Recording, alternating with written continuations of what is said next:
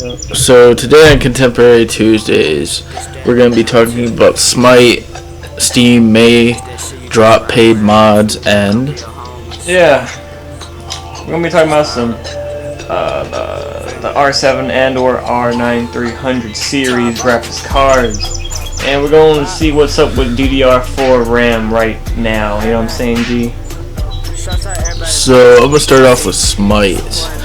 He can heal when his minions are down on the ground. His passive's pretty cool.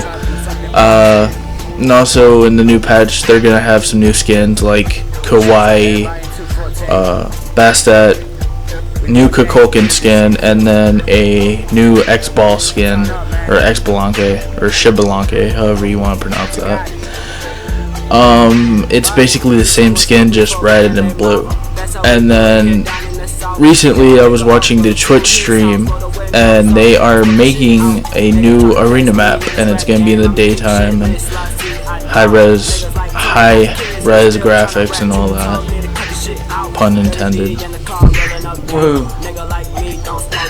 Okay, so we're on to paid mods. Alright, look, Steam, look, we got Gabe, right? He is our lord of the PC Master Race. Gabe, alright, Gabe's got this fantastic idea that we take this modding community and we turn it into a money thing. So, turning it into a money thing, it's not a let's make money off of modders, but it's let's make money for modders. So I don't see the point in it myself, honestly. Sure, pay the people back, but if the modding community is thriving right now without that funding, do you really want to add money to it? Is that going to make it better for anyone, really? I don't see the big change that's going to happen. I say we got to ride it out for a little bit, you know. Let's say 6 months to a year. See what's happening. And if it has blown up into like a CS:GO, let's sell some skins kind of shit, then we gotta get rid of it, which Gabe is also open to. So thank you for that, Gabe.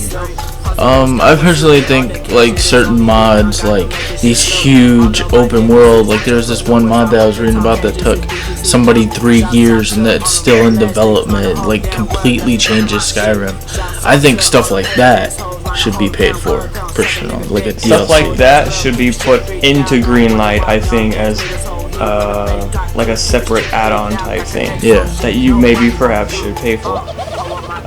So maybe there should be people to judge the scale of a mod. Maybe we should have the community saying that this mod is worthy of money and this mod is not worthy of money, rather than the modder saying I want this much money for my mod. That would actually we pick the price. It's like a humble bundle kind of thing where you kind of pick your own price. That would be a really great idea. Boom, man, we're coming up with ideas over here on the Kepler YouTube channel. Suck it. The more affordable card, the 380X. The affordable, seeing here that in gaming performance, according to a potentially illegitimate benchmark, the 380X is toppling the 984 gig card, and it's necking up on the 295X2, a dual GPU card. So I'm confused here, though. With a power consumption of up to 295 watts, that's a 300 watt card, and a hybrid cooler. Okay, you're gonna need a hybrid cooler on your card for this. Though, I mean, I don't understand the practicality of the 380X if any of this is true, because the 280X is in such a beautiful spot in the marketplace.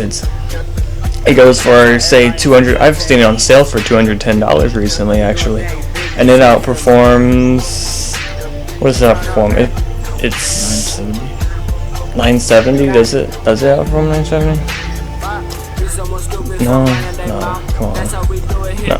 Okay, the 280X is between a 960 and a 970, I think, or it's with the 970 in gaming performance.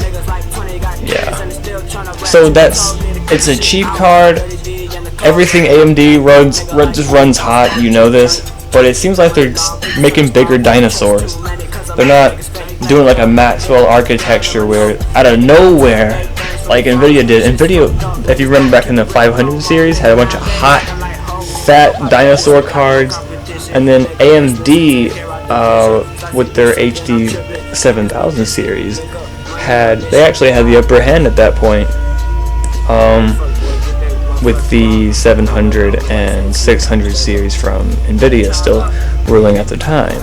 So do you just keep making bigger, more powerful T-Rexes, or do you at some point get into the 21st century, come join us in 2015, and stop using 300 watt cards?